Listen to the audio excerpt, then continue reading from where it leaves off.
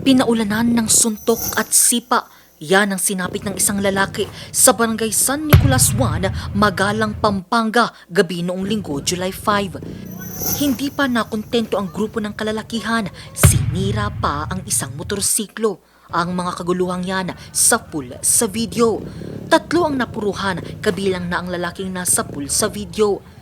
Sa imbestigasyon, lumalabas na ang 4 magkakaibigan pala at napagtulungan ng isang kampo matapos na magkainitan sa loob ng isang karinderya. Nakita po natin na ito po ay resulta po ng miscommunication. Actually, kumakain silang parehas doon sa mismong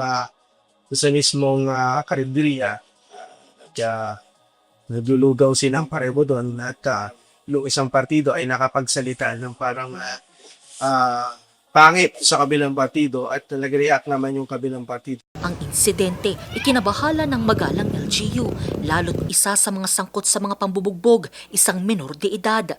Sa Facebook post ni Magalang Mayor Malu Lacson, sinabi nitong ipinaalam na at ipinatawag na nila ang Magalang Police upang imbestigahan ang insidente.